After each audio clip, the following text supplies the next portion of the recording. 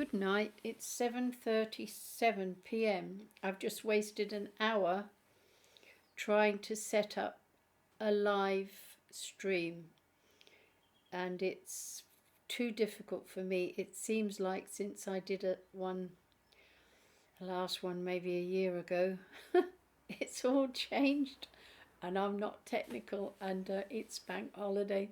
So what I'll do, I've already written up in my book what I was going to record live. It's the lives of the saints from Butler'S for May, and there's so many, but I've selected, I'll tell you the names now. Those that I selected are Saint Rita, widow of CASCIA, AD 1457, born in 1381. The second one will be Saint JOACHIMA de MASY de VEDRUNA, widow, foundress of the Carmelites of Charity, AD 1854, born in 1783.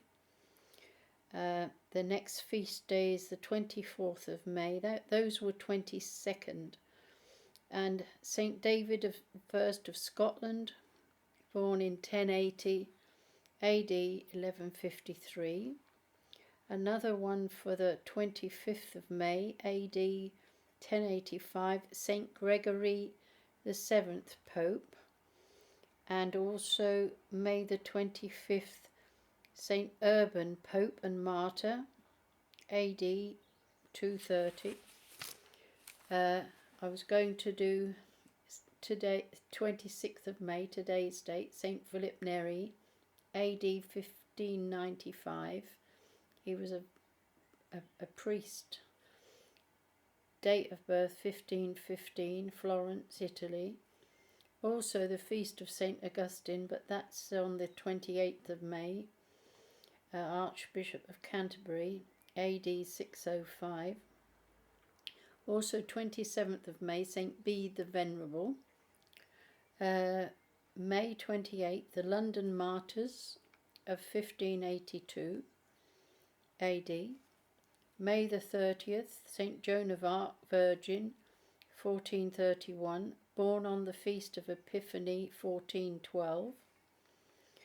Then the 31st of May, St. Mary the Queen, St. Angela Merici, Virgin, foundress of the Company of St. Ursula, AD 1540, which was transferred to the 1st of June, but I'm going to read, well, I don't know how long this is going to be, but it looks like I'll read till it nearly sends me to sleep, I think.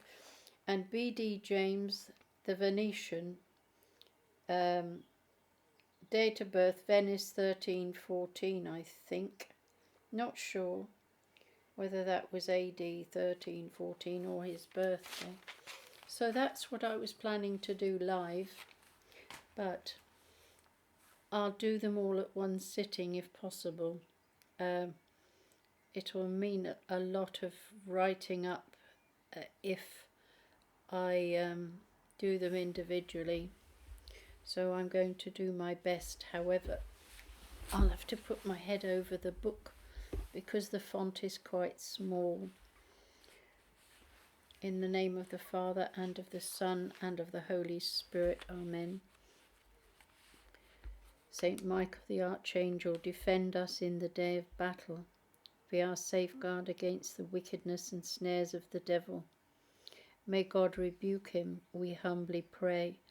And do you, O Prince of the heavenly host, by the power of God, cast into hell Satan and all the other evil spirits who prowl through the world, seeking the ruin of souls. Amen. O angel of God, my guardian dear, to whom God's love commits me here, ever this night be at my side, to light, to guard, to rule and guide. Amen. I'm not quite sure how many I'm going to read in one sitting, but I will try. Saint Rita of CASCIA, widow, AD 1457. In the year 1381, there was born in a peasant home at Roccaporina, in the central Apennines, a little girl who, as an exemplary daughter, wife and religious, was destined to attain great heights, to the great heights of holiness in this life, and afterwards to merit from countless grateful souls by her intercession in heaven the title of the Saint of the Impossible and the Advocate of Desperate Cases. The child of her parents' old age, Rita, as she was named, showed from her earliest years extraordinary piety and love of prayer. She had set her heart upon dedicating herself to God in the Augustinian convent at CASCIA. But when her father and mother decreed that she should marry, she sorrowfully submitted, deeming that in obeying them she was fulfilling God's will. Her parents' choice was an unfortunate one. Her husband proved to be brutal, dissolute, and so violent that his temper was the terror of the neighbourhood. For 18 years, with unflinching patience and gentleness, Rita bore with his insults and infidelities.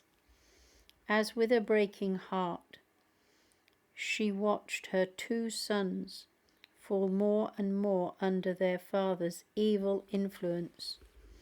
She shed many tears in secret and prayed for them without ceasing. Eventually, there came a day when her husband's conscience was touched, so that he begged her forgiveness for all the suffering he had caused her. But shortly afterwards, he was carried home dead, covered with wounds. Whether he had been the aggressor or the victim of a vendetta, she never knew. Poignancy was added to her grief by the discovery that her sons had vowed to avenge their father's death, and in an agony of sorrow she prayed that they might die rather than commit murder. Her prayer was answered. Before they had carried out their purpose, they contracted an illness which proved fatal. Their mother nursed them tenderly and succeeded in bringing them to a better mind, so that they died forgiving and forgiven. Left alone in the world, Rita's longing for the religious life returned, and she tried to enter the convent at CASCIA. She was informed, however, to her dismay, that the constitutions forbade the reception of any but virgins. 3 times she made application, begging to be admitted in any capacity, and 3 times the prioress reluctantly refused her. Nevertheless, her persistence triumphed. The rules were relaxed in her favour, and she received the habit in the year 1413. In the convent, Saint Rita displayed the same submission to authority which she had shown as a daughter and wife. No fault could be found with her observance of the rule, and when her superior, to try her, bade her water a dead vine in the garden, she not only complied without a word, but continued day after day to tend the old stump. On the other hand, where latitude was allowed by the rule, as in the matter of extra austerities, she was pitiless to herself. Her charity to her neighbour expressed itself especially in her care for her fellow religious during illness, and for the conversion of negligent Christians, many of whom were brought to repentance by her prayers and persuasion. All that she said or did was prompted primarily by her fervent love of God, the ruling passion of her life. From childhood, she had had a special devotion to the sufferings of our Lord, the contemplation of which would sometimes send her into an ecstasy, and when in 1441 she heard an eloquent sermon on the crown of thorns from St. James della Marca, a strange physical reaction seems to have followed. While she knelt, absorbed in prayer, she became acutely conscious of pain as of a thorn which had detached itself from the crucifix and embedded itself in her forehead. It developed into an open wound which suppurated and became so offensive that she had to be secluded from the rest. We read that the wound was healed for a season in answer to her prayers, to enable her to accompany her sisters on a pilgrimage to Rome during the year of the Jubilee, 1450. But it was renewed after her return and remained with her until her death, obliging her to live practically as a recluse. During her later years, Saint Rita was afflicted also by a wasting disease, which she had bore with perfect resignation. She would never relax any of her austerities or sleep on anything softer than rough straw. She died on May the 22nd, 1457, and her body has remained incorrupt until modern times. The roses, which are St. Rita's emblem and which are blessed in Augustinian churches on her festival, refer to an old tradition. It is said that when the saint was nearing her death, she asked a visitor from Rocaporena to go to her old garden and bring her a rose. It was early in the season, and the friend had little expectation of being able to gratify what she took to be a sick woman's fancy. To her great surprise, on entering the garden, she saw on a bush a rose in full bloom. Having given it to St. Rita, she asked if she could do anything more for her. "Yes," was the reply. "Bring me 2 figs from the garden." The visitor hastened back and discovered 2 ripe figs on a leafless tree, and in very tiny font. I'll try to read it, but it looks very small. The evidence upon which rests the story of Saint Rita, as it is popularly presented, cannot be described as altogether satisfactory. The saint died in 1457, but the first biography of which anything is known, written by John George de Amicis, only saw the light in 1600, and we can learn little or nothing of the sources from which it was compiled. A considerable number of lives have appeared in modern times, but in spite of the diligence of their various authors, they add hardly anything in the way of historical fact to the slender sketch which may be read in Acta Sanctorum May Volume 5, which is derived mainly from the 17th century life by Cavallucci. There are also many chronological problems which Pace, Father Vanutelli still remain unsettled, but in English we have A Life of St. Rita of Cascia by R. Connolly, 1903, and Our Own St. Rita by M. J. Corcoran, 1919. Of the numerous Italian biographies, those by P. Marabottini, 1923, and by L. Vanutelli, 1925, seem most in favour. We'll now continue with the next saint. BD stands for blessed, I believe.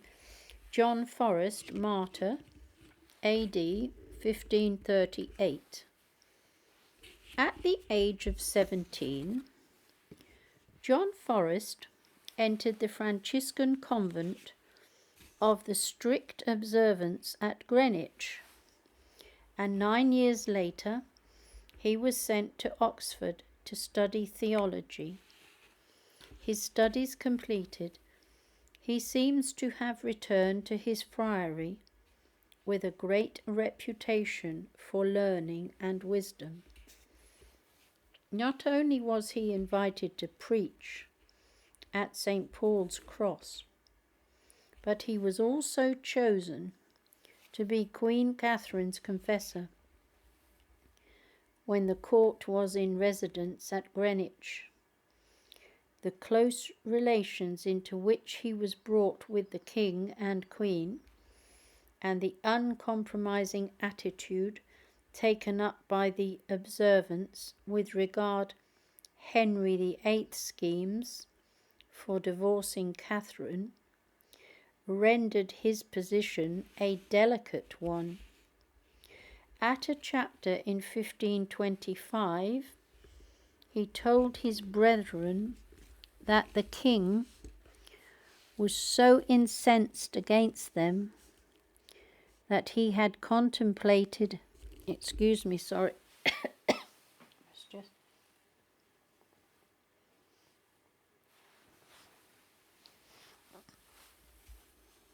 sorry about that.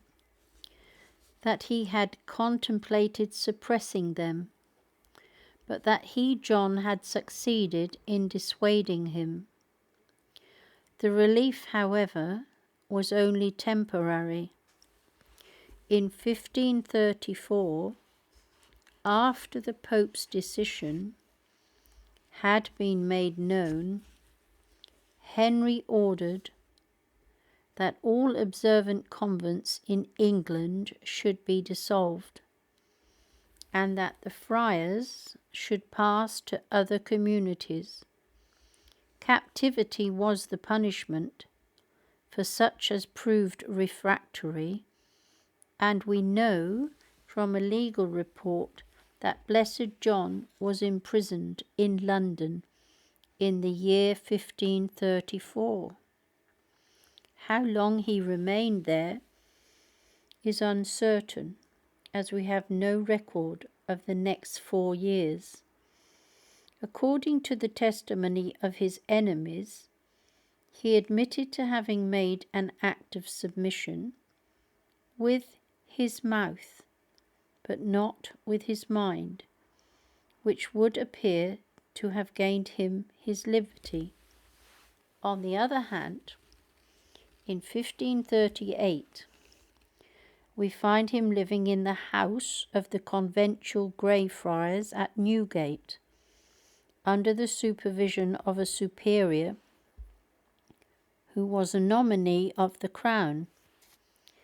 In a state of semi-captivity, but able to minister to those who resorted to him, because he was thought to have denounced the oath of supremacy to Lord Mordaunt and other penitents.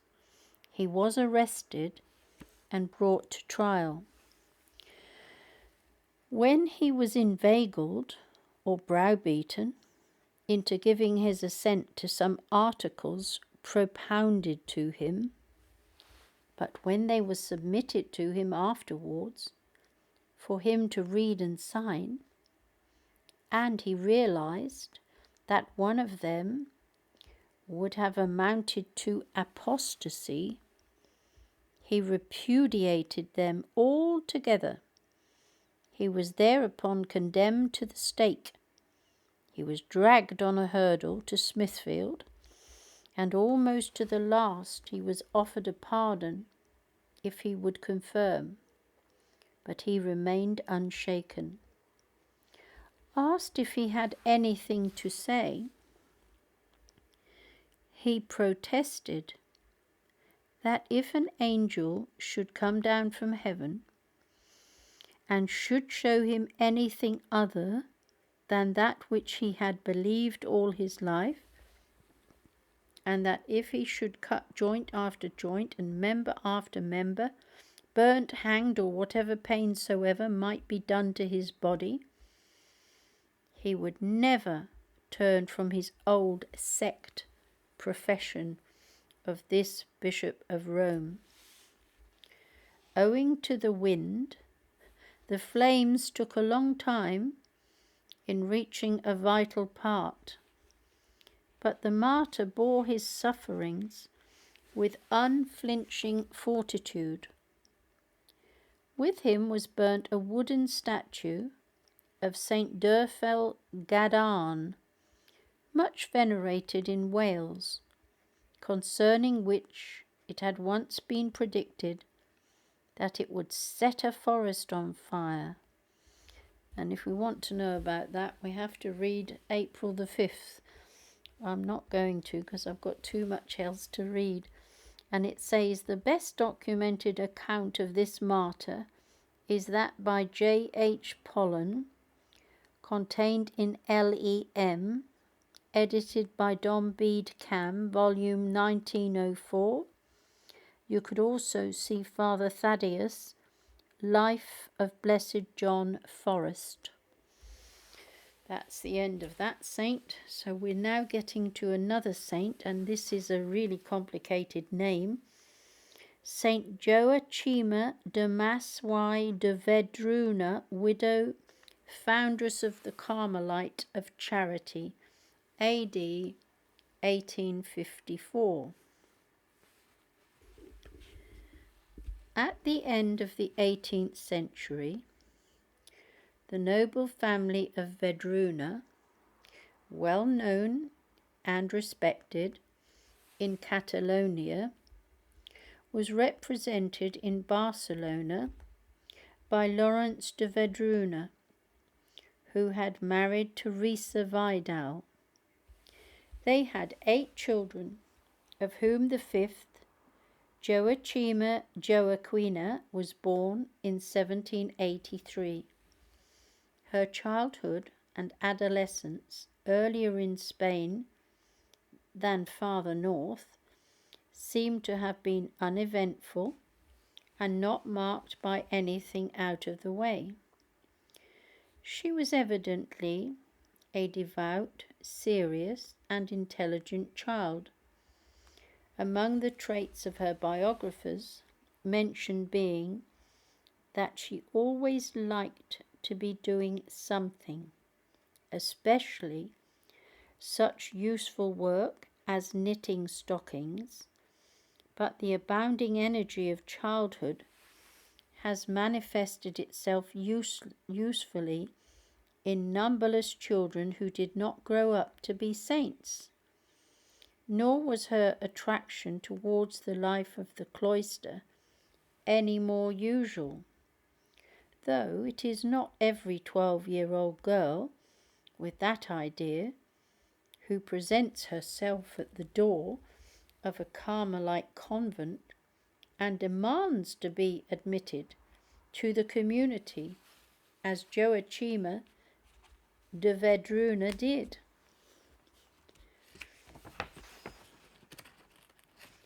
So I'm just turning the page, continuing on page 372. However, in 1798, she met the man who was to be her husband when he was a witness at the wedding of her sister Josephine. He was a very young lawyer of good family in Barcelona, Theodore de Mas, and he too had seriously thought of offering himself as a religious to the Franciscans. It is permissible to think that the biographers of Blessed JOACHIMA may have overstressed the element of parental wishes on both sides, overriding an inclination to self-dedication to the religious life in these young people. Certainly it would seem that Theodore de Mas went about his courting with careful deliberation. One of his granddaughters, a visitation nun at Madrid, tells us that he was uncertain which of the VEDRUNA girls to marry, whether Teresa or Frances or JOACHIMA. So she says he called on them armed with a box of sugared almonds. Teresa and Frances turned up their noses at such a gift. Does he think we are children? But JOACHIMA exclaimed delightedly, "Oh, I should like them!" And Theodore made his choice accordingly. I'm sorry, but I find that amusing. On the other hand, a few days after their marriage, oh gosh, she was too young, in 1799, when she was 16, JOACHIMA was very cast down because she felt she had betrayed her true vocation. Her husband comforted her and ended up by saying that should they have children, they would bring them up and launch them in life, and then, if she wished, she could retire to a convent, and so would he. And so JOACHIMA told her confidant years afterwards. We consoled one another, and children they had, 8 of them. The first, Anne, was born in 1800, then Joseph in 1801, followed by Francis and Agnes 3 years after the birth of Napoleon, the one invaded Spain. For greater safety, as he hoped, Theodore de Mas moved his family from Barcelona to Vish, his birthplace, and then joined the army. But when the French troops had crossed the Pyrenees and were approaching Vish, the inhabitants fled, and JOACHIMA set out with the children for a place called Montcenis, accompanied by 2 servants and a boy. They were going to spend the night in the plain of La Carme, But a woman with a donkey suddenly appeared and warned JOACHIMA on no account to do so. She led them some way farther, to a house where they were hospitably received, and then their guide disappeared.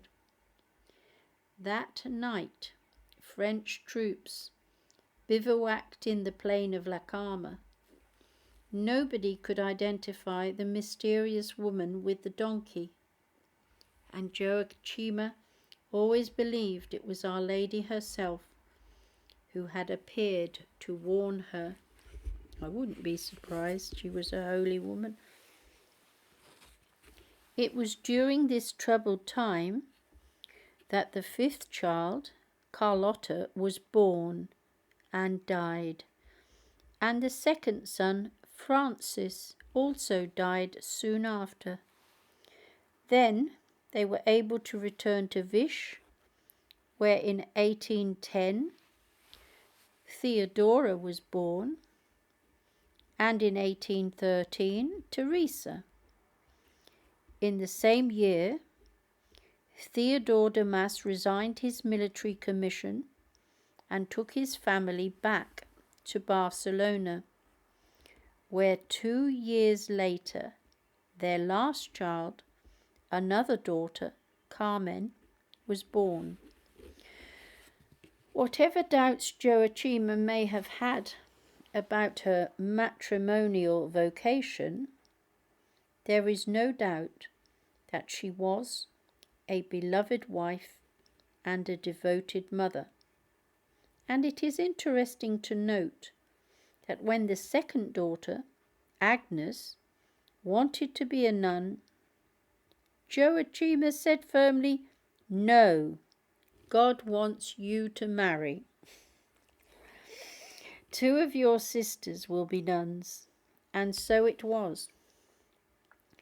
But Theodora was able to become a Cistercian nun only after a disappointed young man had brought and lost a breach of promise of marriage action against her in the Episcopal Court of Tarragona. There were other legal proceedings that brought great distress and loss to the Mass family, instituted by Theodore's own brothers and other relatives. Some members of her husband's family were not the least of JOACHIMA's crosses.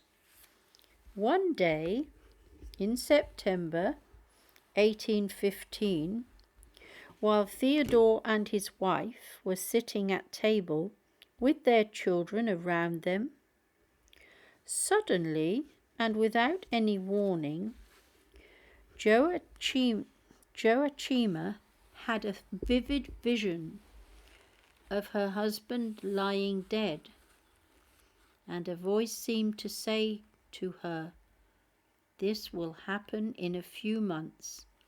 You will be a widow." She said nothing of this to Theodore or anybody else, and alternately resigned herself to God's will and tried to put the experience aside as meaningless. In the following January, she was in Vichy, where Theodore wrote her loving letters and seemed perfectly well. 2 months later, he was dead at 42 years old. His wife was then 33. For the first 7 years of her widowhood, JOACHIMA lived in the big house at Vichy, Manzo del Escorial, devoting her time to her children, to prayer, and to waiting on the sick in the local hospital. She hauled down her flag, as Francis de Sales said to Saint Jane de Chantal, even so far as to dress in the Franciscan tertiary habit, and lived a life of utmost mortification and poverty. "Poor thing," said her neighbours. Her husband's death has driven her crazy. In 1823, two of the children, Joseph and Agnes, got married, and shortly afterwards, Joseph and his wife took the two youngest, Teresa and Carmen, into their home at Igualada. Jesu, wrote JOACHIMA, you know what I want for my dear ones. Don't be surprised at the weakness of my heart. I am their mother, and that is why I beseech your goodness. In the years of toil for Christ, his poor that were to follow, she never lost touch with her children. Some of the birthday letters she wrote them are extant. In 1820, in somewhat remarkable circumstances, JOACHIMA had met the well-known Capuchin Father Stephen Fabregas of Olot, who told her she must not go into any existing convent, as she was destined to belong to a new congregation, with the double task of teaching the young and nursing the sick. 6 years later, she was clothed with the religious habit by the Bishop of Vish, Monsignor Paul Corcuera. He had approved the formation of a community with those objects and put it under the invocation of Our Lady of Mount Carmel. This was disappointing to Father Stephen of Olot, who had hoped it would be affiliated to his own order. The interest had also been roused of an influential layman, Joseph Estrada, who to the end of his days was a devoted friend of the Carmelites of Charity, as the new sisters were to be called. Father Stephen drew up a rule, and the community started in the Manzo de Escorial with 6 members. They were extremely poor in material resources, and their reception was not always sympathetic. When one day the noble widow Damas asked an alms from the Marchioness Portanuova, the lady replied, "How could you be so stupid as to get involved in this absurd undertaking?" Yet within a few months, a hospital had been opened at Terega. From then on, the new congregation continued to spread throughout Catalonia.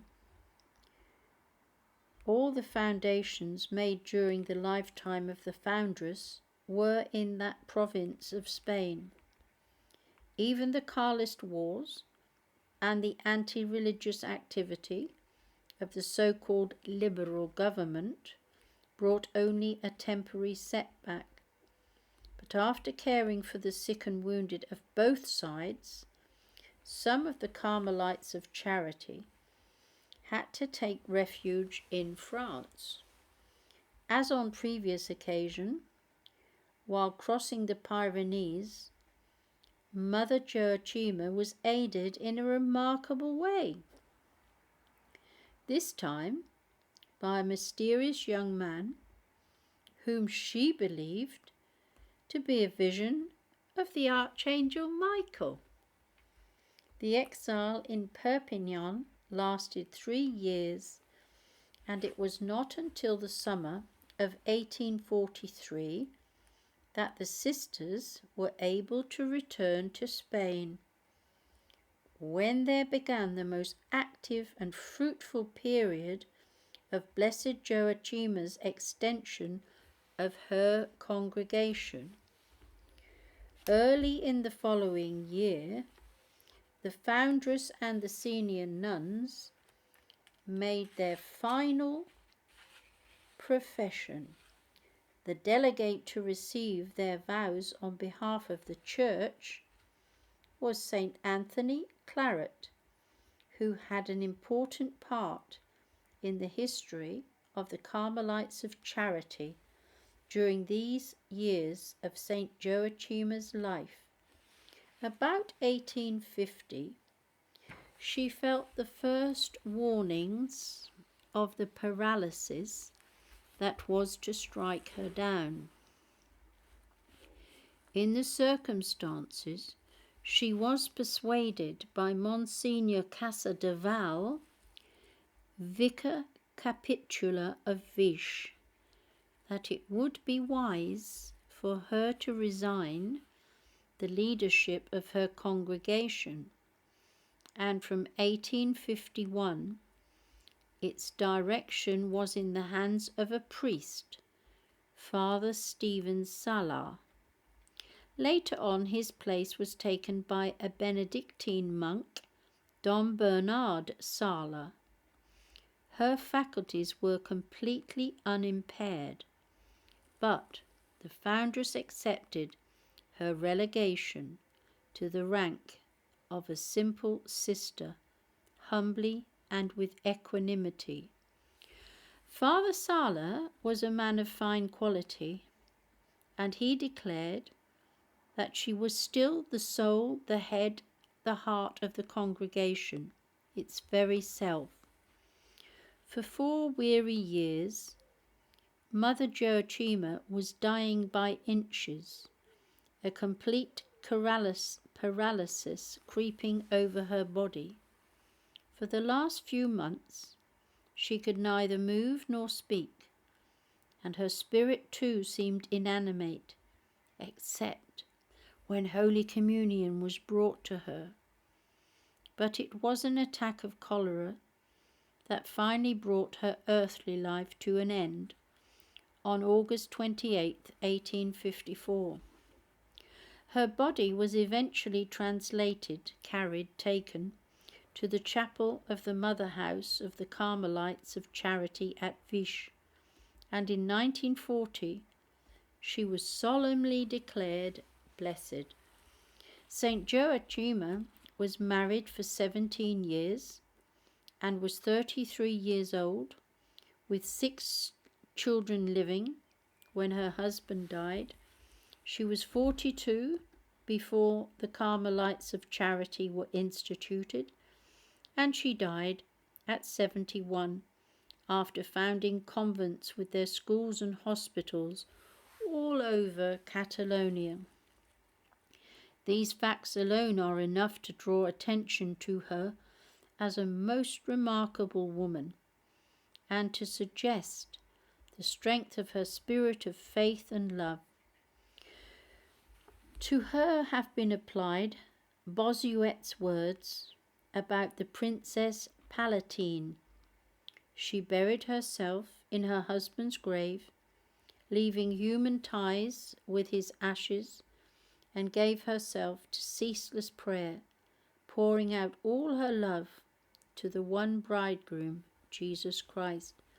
Several times when at prayer in the chapel, the sisters saw her lifted from the floor in ecstasy, her head ringed with light, and it was this height of prayer, trust and selflessness that informed all her work.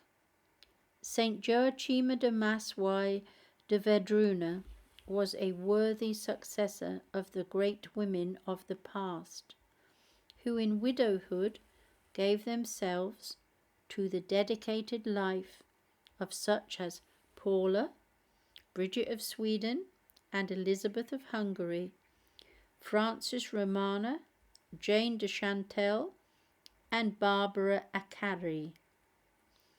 I'm not going to read the small print. It's just giving information about books, and I do have cataracts, so I'm not going to strain them too much.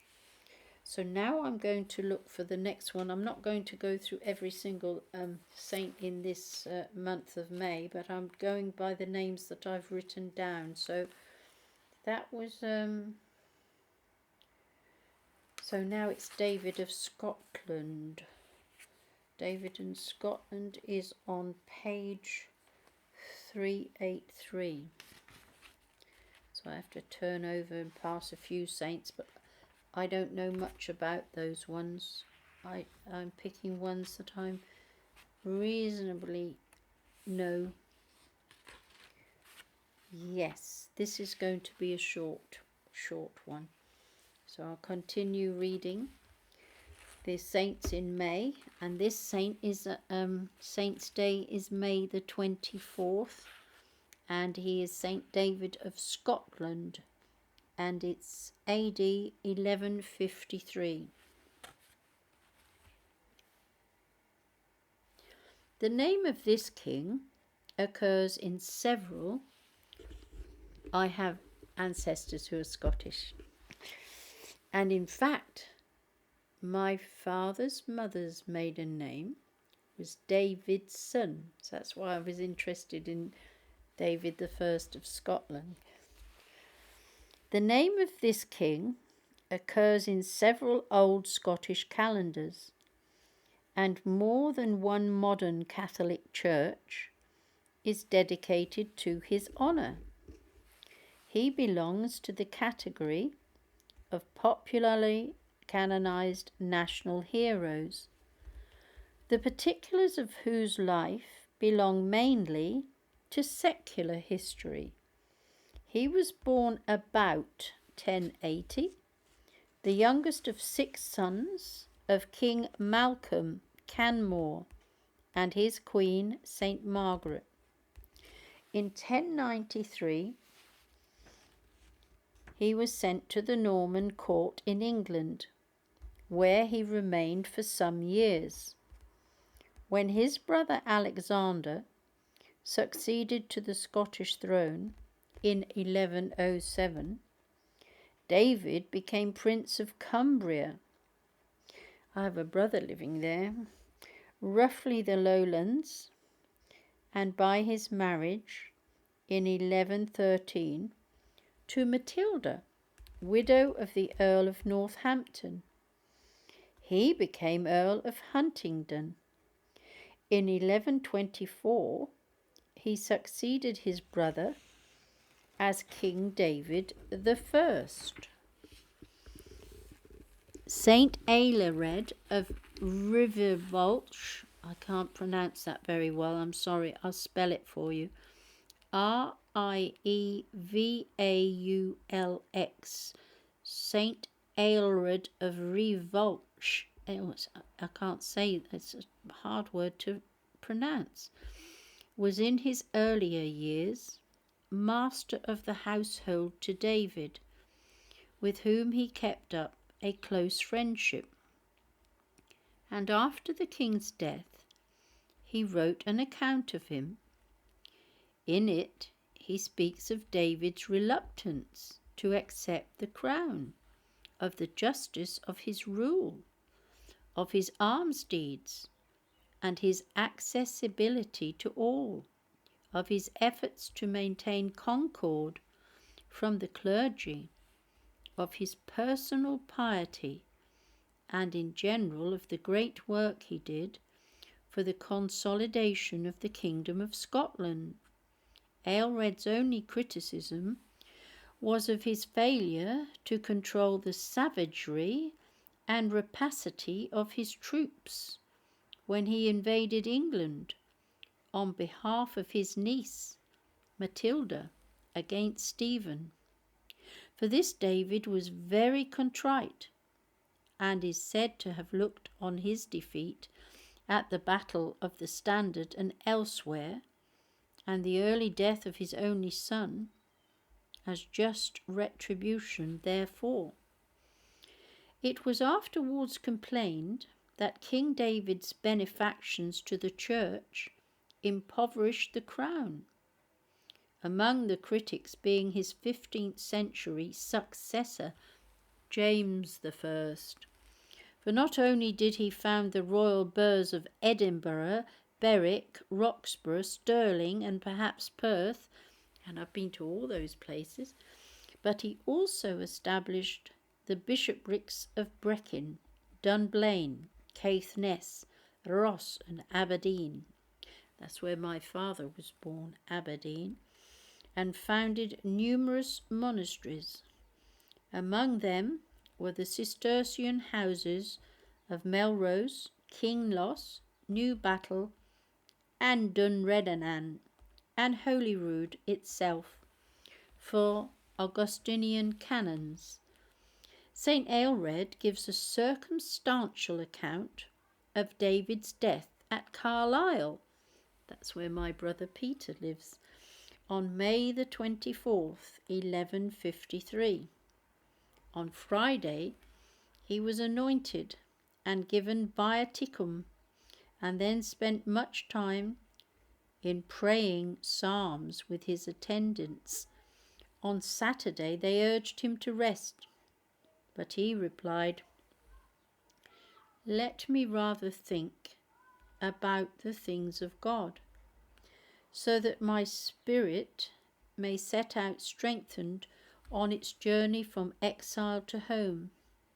When I stand before God's tremendous judgment seat, you will not be able to answer for me or defend me. No one will be able to deliver me from his hand." And so he continued to pray, and at dawn of Sunday he passed away peacefully, as if he slept. St. David had helped to endow Dunfermline Abbey, founded by his father and mother, and he had peopled it with Benedictine monks from Canterbury. There he was buried, and at his shrine his memory was venerated until the Reformation.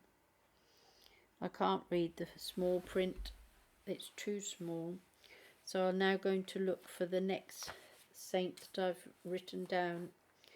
25th of May AD 1085, Saint Gregory VII, Pope, 386. So the 25th of May, which was yesterday, was the feast day of Saint Gregory VII, Pope, AD 1085. The Bollandist compilers of the Acta Sanctorum remark, by way of a preface to the life of Gregory VII, that he suffered much from persecutions during his lifetime and from calumnies after his death. It is, however, satisfactory to note that whereas it was once the fashion to depict this great pope as an ecclesiastical tyrant, modern historians agree in recognizing his whole policy to have been inspired not by ambition, but by an unquenchable thirst for justice, the establishment of righteousness upon the earth. St. Gregory was born in the hamlet of ROVACO near SAONA in Tuscany, and received at baptism the name of Hildebrand. Nothing is known of his parentage, but he was sent when young to Rome, to the care of an uncle, who was superior of the monastery of St. Mary on Aventine. From there he attended the Lateran school, where one of his masters, John Gratian, formed so high an opinion of him that upon being raised to the papacy as Gregory VI, no, V and 1 is 6, yes, it would be 6, he chose his former pupil as his secretary. After Gregory's death in Germany, Hildebrand retired into a monastery, which, if we accept the tradition, was the great abbey of Cluny, then ruled over by Saint Odilo as abbot and Saint Hugh as prior. Gladly would Hildebrand have spent the rest of his life in the cloister, but Bruno, Bishop of Toul, who was chosen to fill the chair of St. Peter, persuaded him to return with him to Rome. There, as economus to Pope St. Leo IX, he restored financial stability to the treasury and order to the city, besides cooperating with all that pontiff's attempted reforms. Under St. Leo's 4 successors, he continued to act as chief counsellor and was regarded and indeed was regarded by many as the power behind the throne.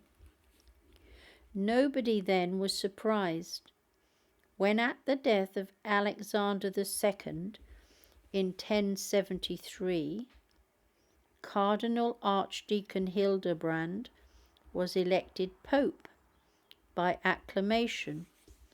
He took the name of Gregory VII. He had reason to be appalled at the magnitude of the task which lay before him. It was one thing to denounce the abuses which were corrupting the church, as his friend St. Peter Damian was doing, or even to wield the sword of justice in the service of other popes, as he himself had done. It was quite another thing to feel directly responsible to God, as Christ's vicar on earth, for the suppression of those abuses.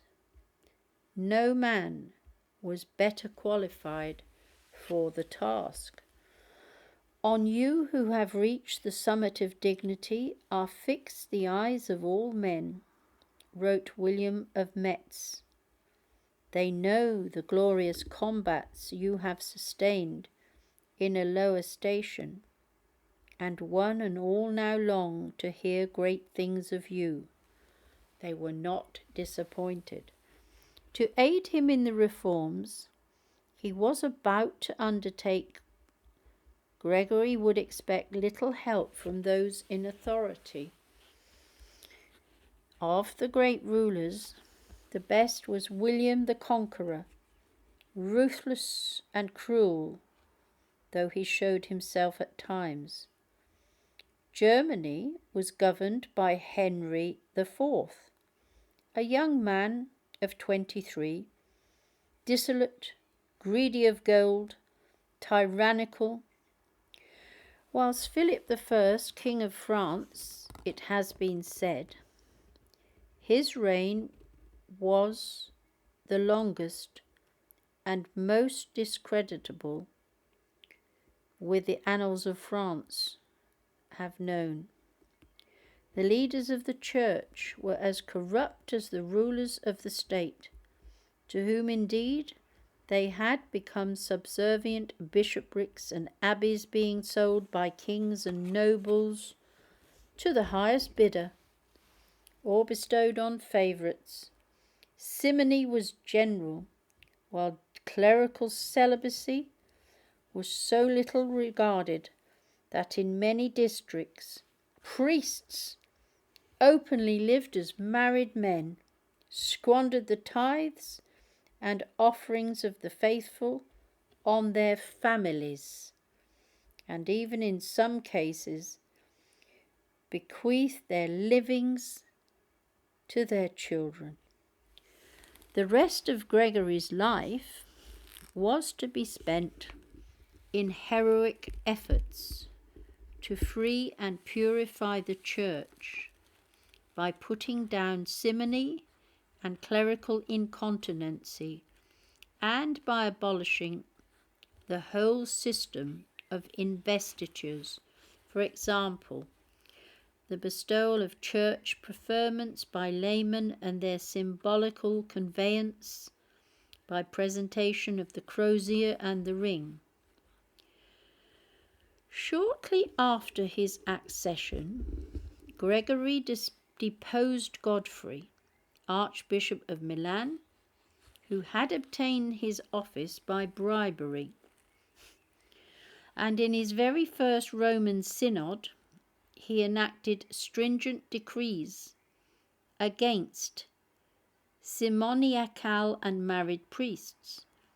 Not only were they disqualified from exercising ecclesiastical jurisdiction or holding any benefice, but the faithful were warned not to avail themselves of their ministrations. These decrees roused great hostility, especially in France and Germany.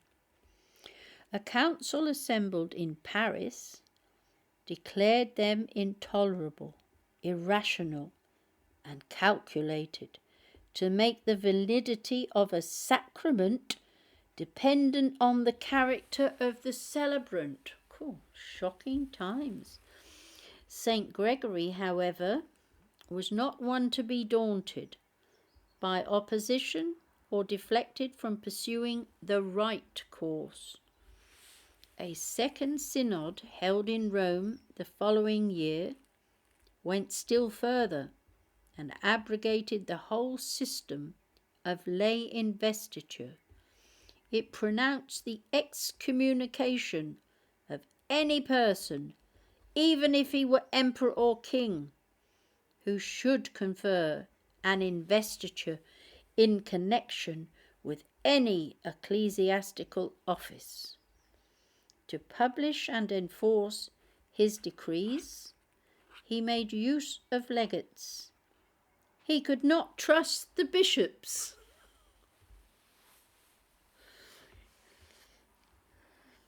These representatives, who were nearly all monks, whom he had known and tested, served him courageously and well in these times of exceptional difficulty. In England, William the Conqueror refused to give up investiture or do fealty, and in brackets, several Christian princes had at one time or another put their realms under the protection of the Holy See.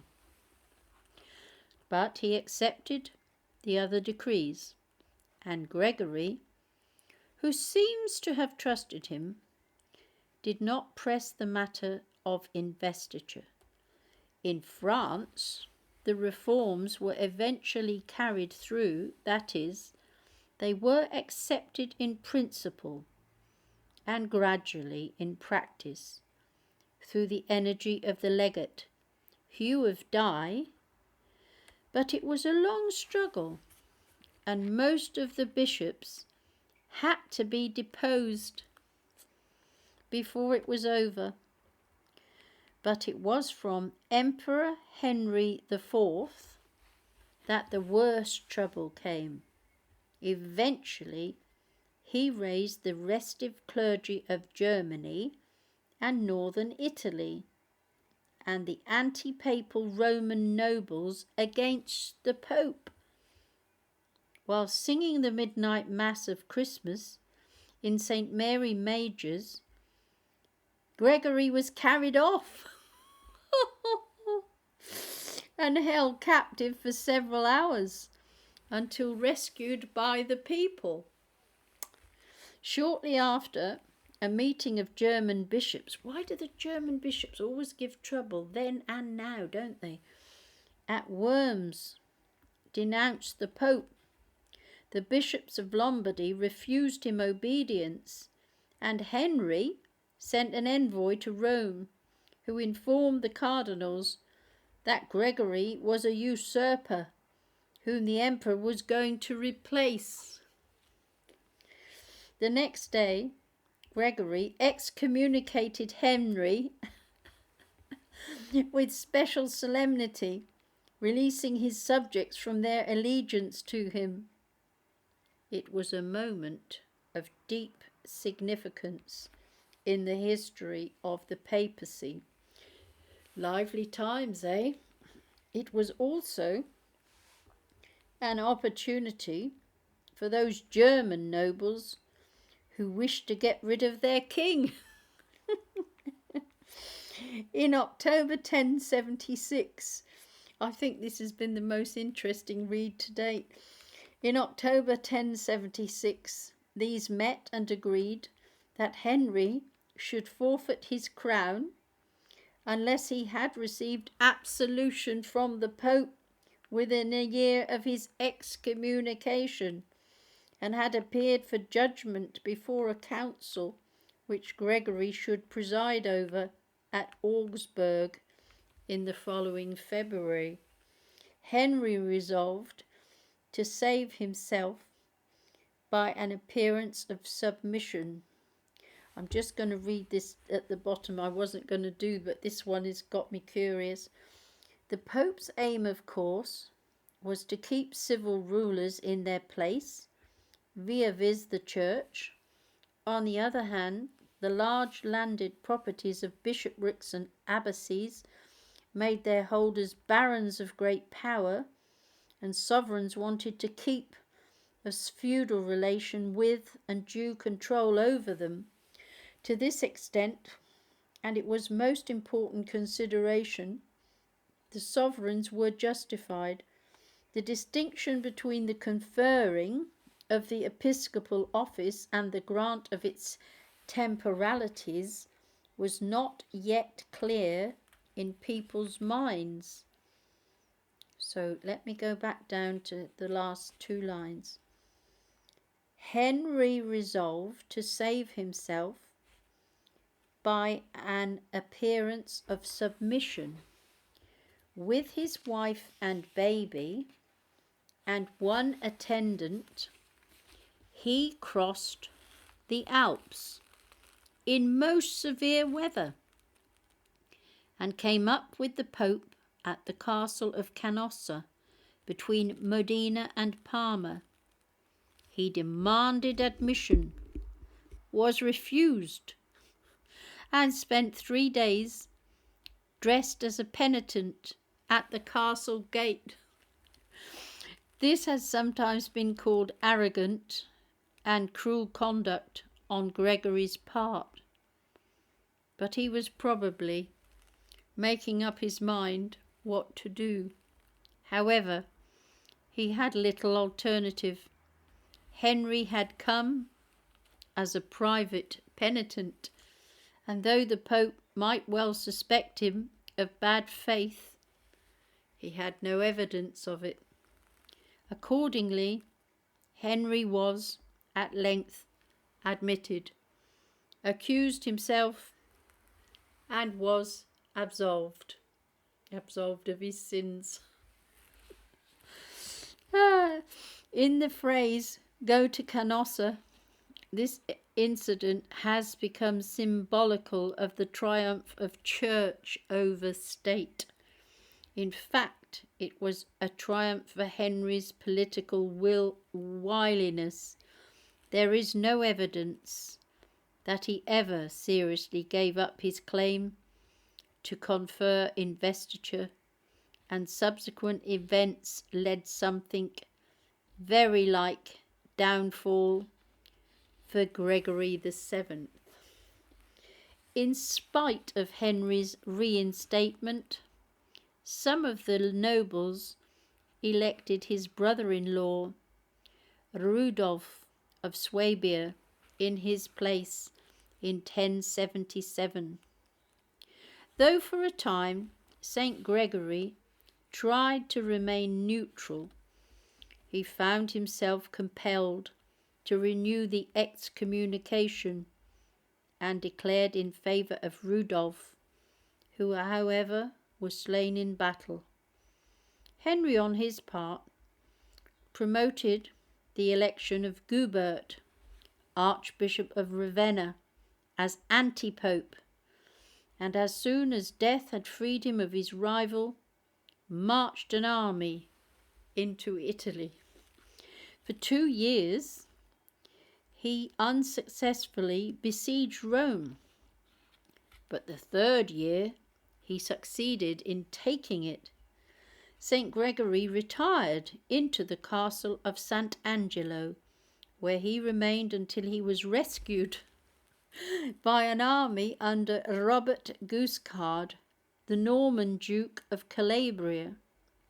The excesses of Guiscard's followers, however, roused the Romans to fury, and St. Gregory, because he had summoned the Normans to his aid, shared their unpopularity.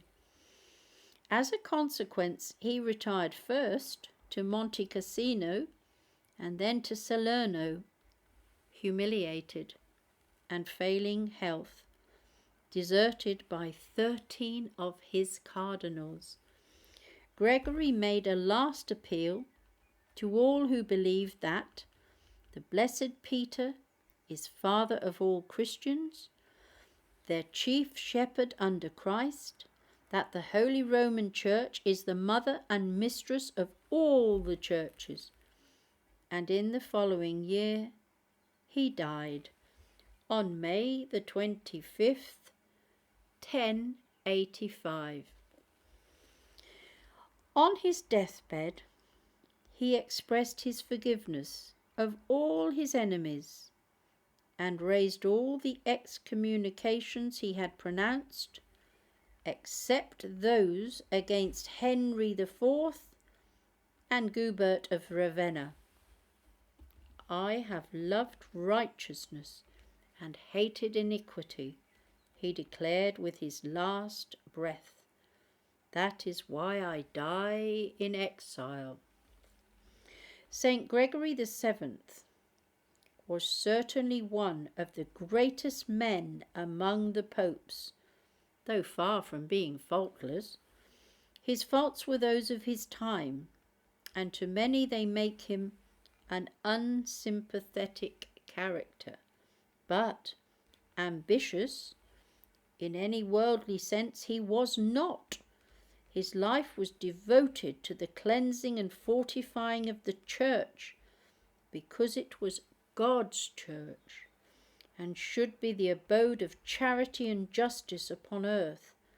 His name was added to the Roman martyrology, wherein he is called not Sanctus, but Beatus, by Cardinal Baronius, and his feast was given to all the Western Church by Pope Benedict XIII in 1728, much to the indignation of Gallican churchmen in France. The Bollandists in the Acta Sanctorum May, volume V1 print, with other material, 3 documents, which to some extent help us to appreciate Hildebrand as a man and a saint. The first is a formal biography by Paul Bernried, completed only in 1128, but founded on the recollections of those who knew Gregory VII, and upon a study of his registers. The second is a memoir, of which Pandulf is the probable author. The third, an adaptation by Cardinal Bosso, the Englishman, of Bonizo's Liber ad Amicum, which was written in Gregory's lifetime. But the Pope belongs to all history, and official documents such as register at least what is left of them, do in this case very much help to elucidate his character. From Monsignor Mann's Lives of the Popes, volumes. There's too much to read there. He's too famous. There's a lot of stuff there. I can't read all that little font. So now we're going to look at Saint Urban, Pope and Martyr, c. AD 230. It's very short. May the 25th is his day. The same. So you won't hear much about this one. Pope Urban. Important. The notice in the Roman Martyrology reads, "At Rome, on Via Nomentana, the birthday of Blessed Urban, Pope and Martyr, by whose exhortation and teaching many persons, including Tiburtius and Valerian, received the faith of Christ and underwent martyrdom therefore.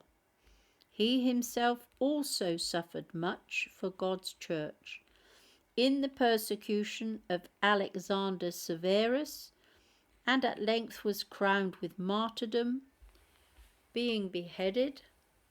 It is to be feared that even this short notice is mainly apocryphal.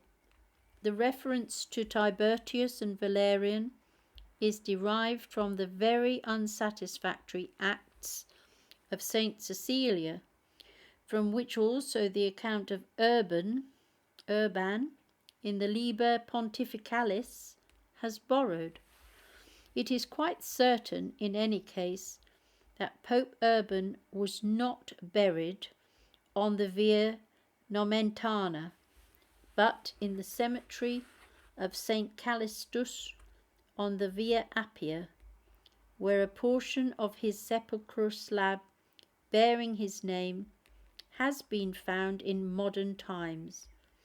Not far from the cemetery of Callistus, on the same main road, was the cemetery of Praetextatus, and there another Urban, a martyr, had been buried. Confusion arose between the two, and an old building close beside the Praetextatus catacomb was converted into a small church, afterwards known as St. Urbano alla Caffarella. The confusion of the two Urbans and the muddle hence resulting in the notices of the Hieronomium are points full of interest, but too complicated to be discussed here. You'd have to see on some other pages, and it's too small for me to read, so I apologise, but I can't read all that stuff. So now we've done St. Urban. Now we have to go to page 395. We're on 389, so 395. We're still in May. 393. Some of these saints I've never heard of. When I look at their names, I'm saying, I don't know who. St. Madeleine Sophie Barrett. I don't know who she is. Sacred Heart Society. So she... Oh dear. Saint... Ah, yes, very famous. It's his feast day today. I don't know how long it will be. There's still one or two others as well as him, but we'll begin. This is for the 26th of May, Saint Philip Neri. I know he was a priest. AD 1595. So we'll begin now. Saint Philip Neri was born in Florence in the year 1515 and was one of the 4 children of a notary called Francis Neri. Their mother died while they were very young, but her place was well supplied by an excellent stepmother. From infancy, Philip was remarkable for his docility and sweet disposition, which caused him to be spoken of as Pippo Buona, good little Phil. Indeed, the only time he ever merited and received a reprimand from his elders was when he once pushed away his elder sister because she persisted in interrupting him and his little sister while they were reciting some of the Psalms. His first religious teachers were the Dominicans of San Marco, whose instructions and example made a deep and permanent impression. He grew up a pious, attractive, cheerful lad, very popular with all who came in contact with him. When he was 18, he was sent to San Germano to a childless kinsman who was supposed to have a flourishing business and who was likely to make him his heir. Philip, however, did not stay there long. Soon after his arrival, he passed through a mystical experience, which in after years he spoke of as conversion, and from thenceforth worldly affairs had no more attraction for him. The atmosphere in which he was living became uncongenial, and he set out for Rome without money and without plans, trusting entirely in the guidance of divine providence. In Rome, he found shelter under the roof of Galeotto CASCIA, a Florentine customs official, who provided him with an attic and the bare necessities of life. It was little enough that Philip needed. His entire fare consisted of bread and water and a few olives or vegetables, which he usually took once a day, and his room was practically bare, except for a bed, a chair, some books, and a line on which he hung his clothes.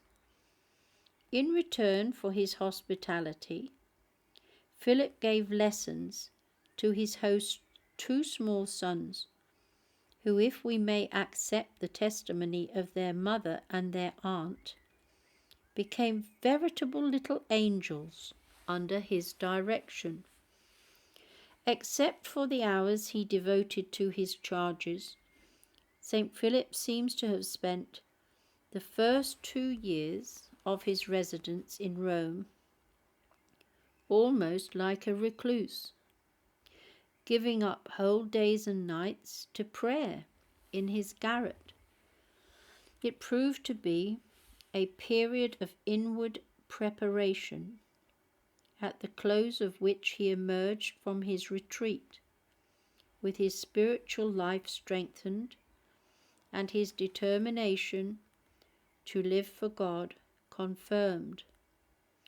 While he proceeded to take up courses of philosophy and theology at the Sapienza and at Sant Agostino, for 3 years he worked with diligence and with such success that he was regarded as a promising scholar.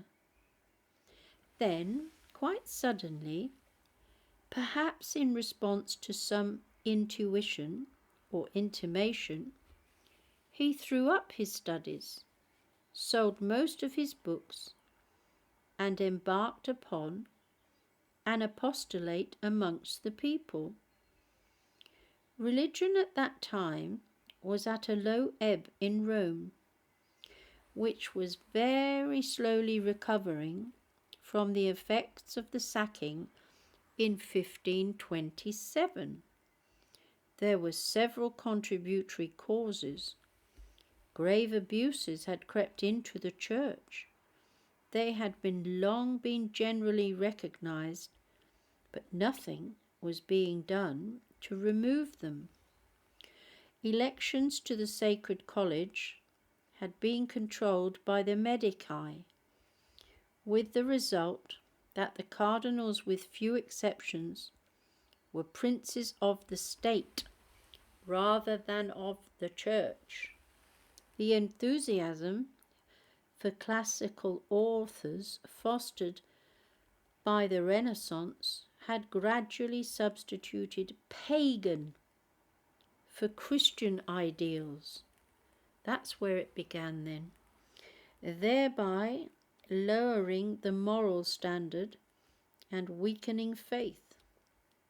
Indifference, if not corruption, was rife amongst the clergy, many of whom seldom celebrated Mass, let their churches fall into disrepair, and neglected their flocks. It was small wonder that the people were lapsing into semi-godlessness. To re-evangelize Rome was to be St. Philip's life work, and he accomplished it with such success as to earn from posterity the title of the Apostle of Rome. I knew he was a great priest. He began in a small way. He would stand about the street corners and marketplace, entering into conversation with all sorts of people, especially with the young Florentines employed in the banks and shops of San Angelo quarter. He had an attractive personality with a notable sense of humour, and he readily won a hearing. Then he would put in a word in season or speak to his audience about the love of God and the state of their souls. In this manner he gradually prevailed upon many to give up evil practices and to reform their lives. His customary greeting, "Well, brothers, when shall we begin to do good?" found them willing enough to respond, provided he would show them the way. So he took them with him to wait upon the sick in the hospitals and to visit the 7 churches, a favourite devotion of his own. His days were given up to men, but towards the evening he would retire into solitude, sometimes spending the night in a church porch, sometimes in the catacombs of St. Sebastian beside the Appian Way. Here in the grotto, as they were called, he was fervently praying for the gifts of the Holy Spirit on the eve of Pentecost 1544, when there appeared to him, as it were, a globe of fire, which entered his mouth, and which he afterwards felt dilating his breast. Immediately he was filled with such paroxysms of divine love that he rolled upon the ground, exclaiming, "Enough, enough, Lord, I can bear no more."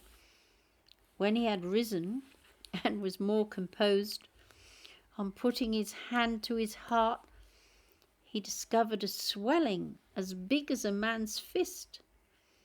But neither then nor subsequently did it give him pain. From that day, under the stress of spiritual emotion, he was apt to be seized with violent palpitations, which caused his whole body to tremble. Sometimes the chair or the bed on which he rested to be violently shaken. The fervour which consumed him often obliged him to bare his chest to relieve the heat within, and he would ask God to mitigate his consolations, lest he should die with love. That's an amazing story. After his death, it was discovered that 2 of the saint's ribs were broken and had formed an arch, which added to the normal space for the beating of his heart. In the year 1548, with the help of his confessor, Father Persiano Rossa, who lived at San Girolamo della Carita, St. Philip founded a confraternity of poor laymen who met for spiritual exercises in the church of San Salvatore in Campo. With their aid, he popularized in Rome the devotion of the 40 hours and undertook the care of needy pilgrims. This work was greatly blessed and developed into the celebrated hospital of Santa Trinita dei Pellegrini, which in the year of Jubilee 1575 assisted no less than 145,000 pilgrims, and afterwards undertook the charge of poor convalescents. Thus, by the time he was 34, St. Philip Neri had accomplished much, but his confessor was convinced that he could do still more as a priest. That's what he's famous for. Sorry, I've got to get my hair out of the way. When I lean forward, it gets in the way.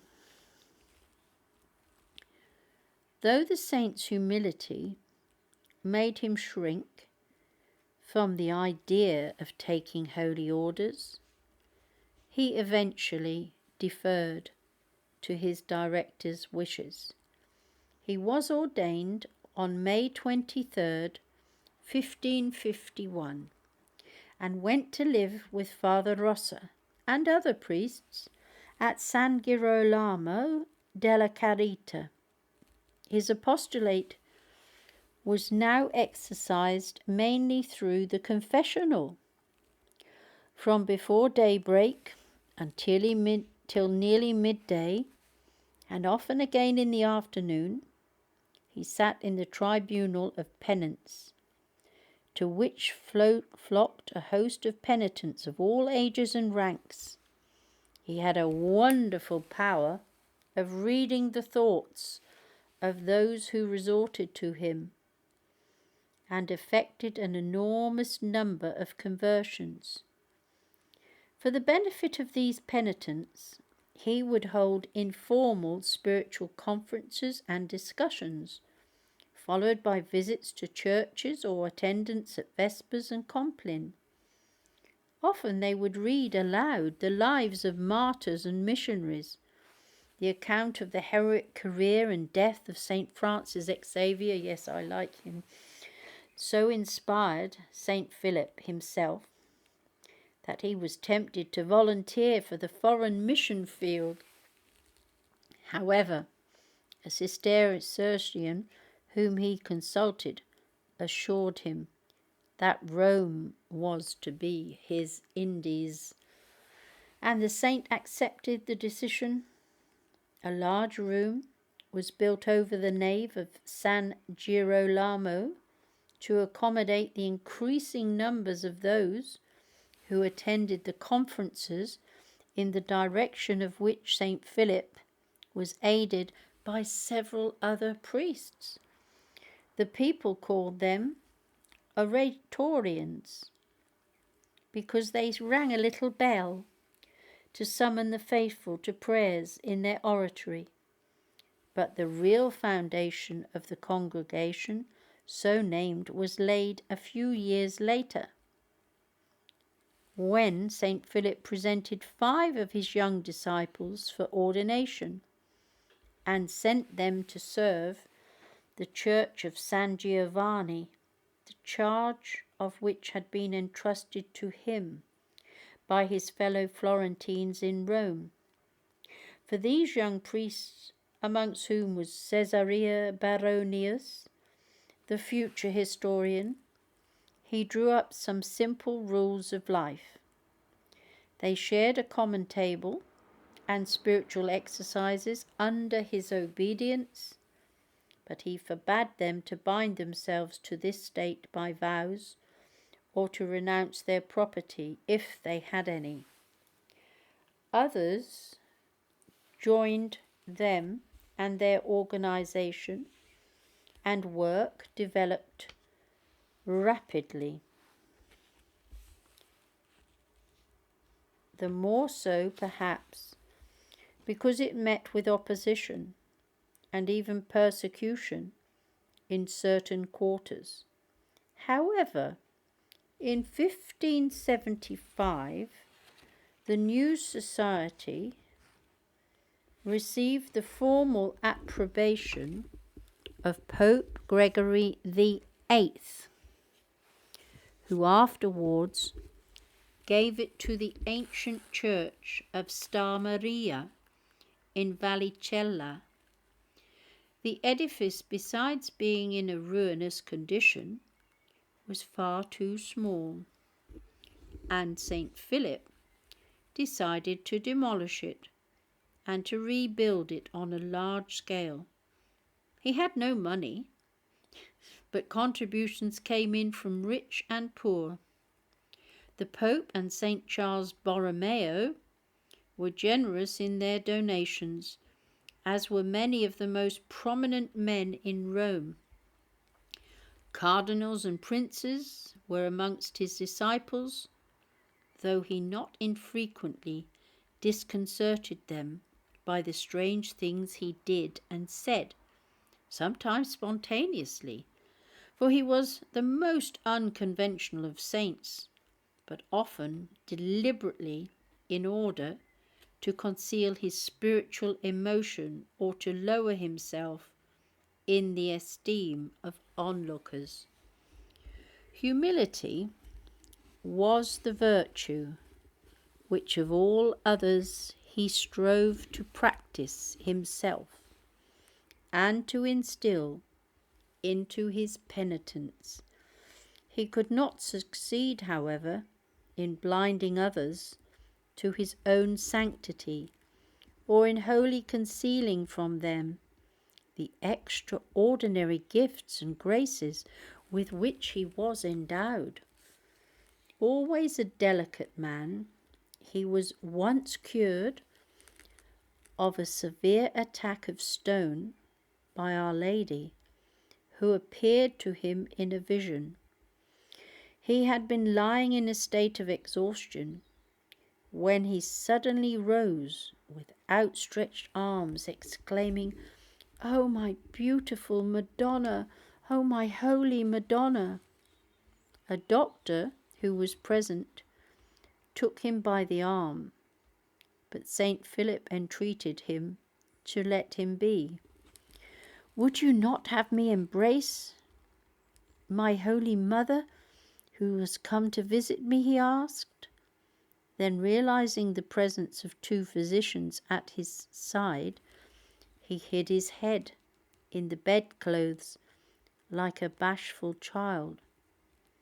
Many sick persons were restored by him to health, and on several occasions he prophesied future events, all of which came to pass. He lived in such constant touch with the supernatural that sometimes it was with the greatest difficulty that he could pursue his worldly avocations. He would fall into an ecstasy when saying his office, when offering mass, or even while he was dressing. Men looking upon his face declared that it glowed with celestial radiance. By April 1577, work on the Chiesa Nuova, as it was called, had advanced sufficiently for the congregation of the oratory to be transferred to the Vallicella, but their superior went on living at San Girolamo as before. He had become attached to the room he had occupied for 33 years, and it was not until 1584 that he took up residence at the Chiesa Nuova in compliance with the Pope's expressed wish. Even then, he continued to live and have his meals apart from the community, although his spiritual sons had free access to him. So far, indeed, was he from leading the life of a solitary, that his room was constantly crowded by visitors of all descriptions. The Roman people, in his later years, held him in extraordinary veneration, while the whole college of cardinals resorted to him for counsel and spiritual refreshment. And so great was his reputation that foreigners coming to Rome were eager to obtain an introduction. It was thus in his own room that he continued his apostolate. Then, when increasing age and infirmities precluded him from going about freely, rich and poor mounted the steep steps that led to his apartment at the top of the house, with its loggia looking out above and beyond the roofs. The holy man always loved open spaces, and to each person he gave advice suited to his special needs. Towards the close of his life, St. Philip had several dangerous attacks of illness, from which he rallied wonderfully after being anointed. 2 years before the end, he succeeded in laying down his office of superior in favour of his disciple Baronius. He also obtained permission to celebrate Mass daily in a little oratory adjoining his room. So enraptured did he become when offering the holy sacrifice that it became the practice for those who attended his Mass to retire at the Agnus Dei.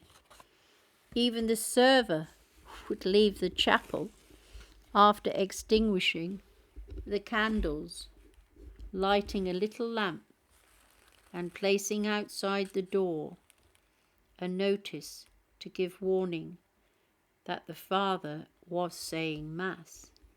2 hours later, he would return, relight the candles, and the Mass would be continued. On the feast of Corpus Christi, May the 25th, 1595, the saint appeared to be in a radiantly happy mood, bordering on an exaltation, and his physician told him he'd not looked so well for 10 years. St. Philip alone realized that his hour had come. All day long he heard confessions and saw visitors as usual, but before retiring he said, "Last of all, we must die." About midnight he was seized with an attack of hemorrhage so severe that the fathers were called. He was obviously dying, and Baronius, who read the commendatory prayers, besought him to say a parting word, or at least to bless his sons. Though St. Philip was past speaking, he raised his hand, and in bestowing his blessing, passed to his eternal reward. Wow, how special! He blessed people with his hand as he was dying. He was 80 years of age, and his work was done. His body rests in the Chiesa Nuova, which the Oretanians serve to this day. St. Philip Neri was canonized in 1622, and there's a whole page going down of all other information on him. but the font is so small that I will not be able to read that. So now on page St. Bede, 27th of May, I have to turn over.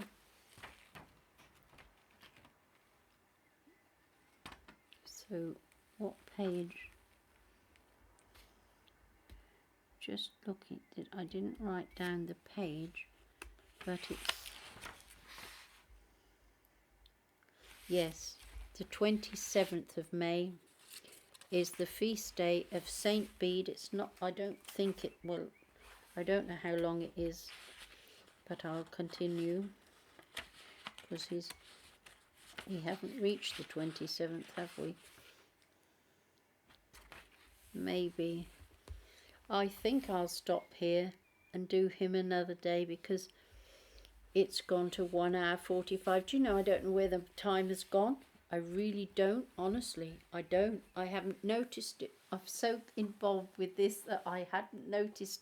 I haven't looked at the time since I've been reading these amazing lives of saints. Yeah, I'll do a Saint Augustine and Saint Bede. Well, it's the day tomorrow, so if I can make time tomorrow, I will. Thank you so much for listening. God bless you all. I'm sending you the peace of Christ. May you be happy and joyful in the Lord, and enjoy your bank holiday in England if you're here. And I'm not sure where other people have their bank holidays. So God bless.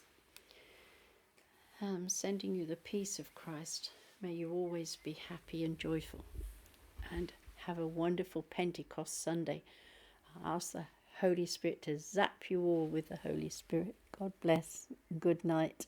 It's getting late now. That's gone on for 1 hour 46. Goodness me. Bye-bye.